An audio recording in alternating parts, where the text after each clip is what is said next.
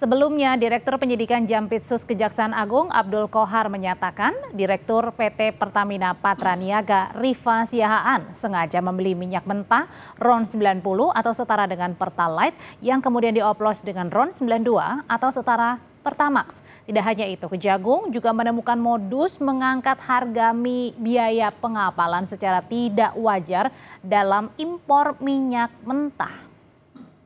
Tersangka RS melakukan pembelian atau pembayaran untuk RON 92. Padahal sebenarnya yang dibeli adalah RON 90 atau lebih rendah, kemudian dilakukan blending di depo untuk menjadi RON 92 dan hal tersebut tidak diperbolehkan atau bertentangan dengan ketentuan yang ada.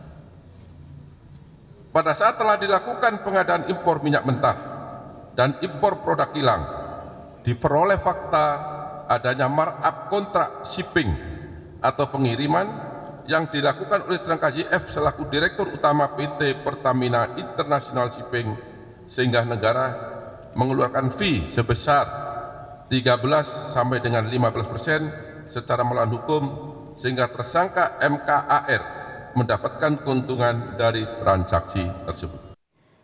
Kejaksaan Agung menetapkan Direktur Utama Pertamina Patraniaga Rifa Siahaan menjadi tersangka kasus dugaan korupsi tata kelola minyak mentah. Direktur Penyidikan Jampitsus Kejaksaan Agung Abdul Qohar menyebut kerugian negara mencapai 193,7 triliun rupiah.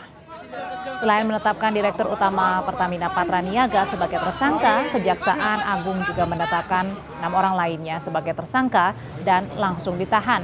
Kejagung bilang korupsi di anak perusahaan Pertamina terjadi pada tahun 2018 hingga 2023. Modus tersangka adalah dengan sengaja menurunkan produksi kilang dalam negeri agar bisa mengimpor minyak mentah dari luar negeri.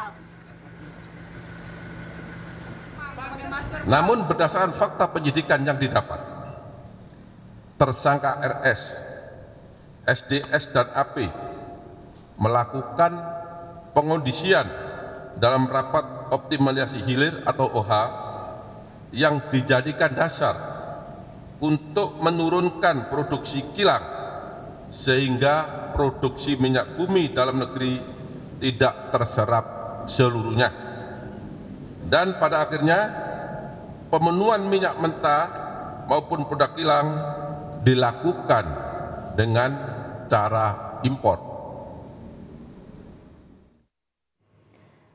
Penyidik Kejaksaan Agung menemukan biaya tata kelola minyak yang tinggi. Ini mempengaruhi subsidi BBM yang dibebankan ke APBN dalam bentuk skema subsidi.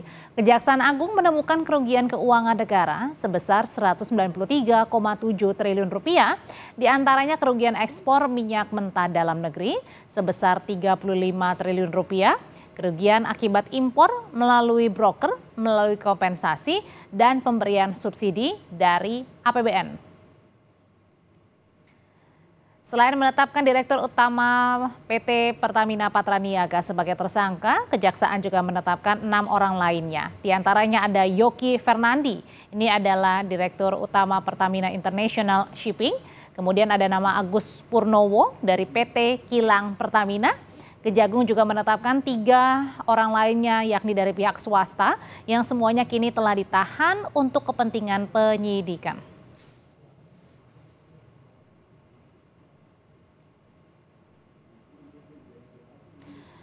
Penyidik Kejaksaan Agung melakukan penggeledahan di rumah pengusaha minyak Muhammad Riza Khalid terkait dugaan kasus korupsi tata kelola minyak mentah dan produk kilang pada PT Pertamina. Kapus Penkum Kejaksaan Agung Harli Siregar menyebut hingga sekarang penyidik telah menggeledah 7 rumah dan kantor dari para tersangka. Penggeledahan berlangsung di Jalan Jenggala Kebayoran Baru. Rumah mewah milik Riza Khalid diduga dijadikan kantor dan berkaitan dengan dugaan kasus korupsi tata kelola minyak mentah dan produk kilang pada PT Pertamina. Hingga kini proses penggeledahan masih berlangsung.